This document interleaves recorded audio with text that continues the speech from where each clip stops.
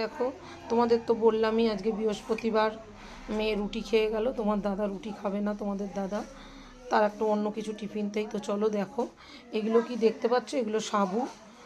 তো আমি আজকে বানিয়ে নেবো সকাল সকাল টিফিনের জন্য সাবুর পোলাও। তো চলো দেখাচ্ছি তোমাদের কি কি লাগছে। ফোড়নে লাগবে কারি পাতা, সর্ষে, এই যে বাদামটা আমি রোজ ভেজে নিয়েছি, কিশমিশ, কাঁচা লঙ্কা, পেঁয়াজ, আলু, গাজর, বিনস, আর লাগবে ধনেপাতা। তো চলো তোমাদেরকে দেখাচ্ছি কিভাবে করছি। তো দেখো বন্ধুরা, সর্ষে কারি পাতা আমি ফোড়ন দিয়ে দিলাম, দিয়ে এবারে ওর মধ্যে পেঁয়াজটা দিয়ে দেবো।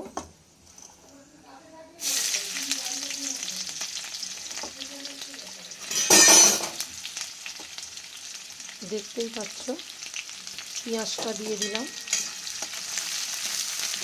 পেঁয়াজটা দিয়ে একটু নাড়াচাড়া করে বাদামি রং করে নেব। তো দেখো, আমার পেঁয়াজটা ভাজা হয়ে গেছে। এইবার আমি এর মধ্যে আলু, গাজর, বিনস দিয়ে দেবো। তো আগে বিনসটা দেব। আর আমি এখানে আলু গাজরটা আগে দিয়ে সামান্য একটু নুন দিয়ে সেদ্ধ করে নিয়েছিলাম। দেখো, দেখে বুঝতেই পারছো তোমরা, আলু গাজরটা আগে দিয়ে সেদ্ধ করে নিয়েছিলাম। তো চলো এটা একটু নাড়াচাড়া করে নিই। এখানে একটু হলুদ দেবো। তো দেখো, হলুদ আর চিনি স্বাদ অনুযায়ী দিয়ে দিয়েছি আমি। এইবারে দেখতে পাচ্ছ হলুদ দিয়েছি বলে কালারটা চেঞ্জ হয়ে গেছে, দেখতেই পাচ্ছ।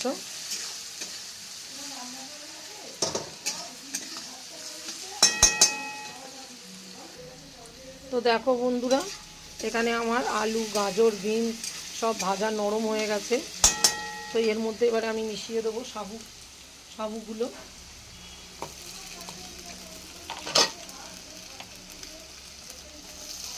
দেখো,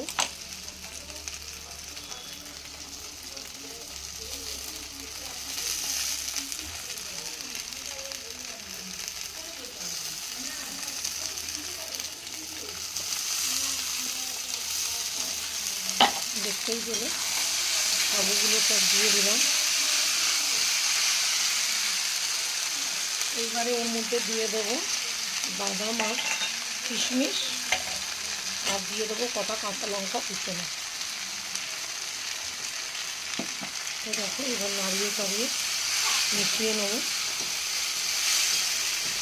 তো আর দিয়ে দেবো স্বাদ অনুযায়ী নুন, আর একটু সামান্য চিনি দিয়ে দেবো।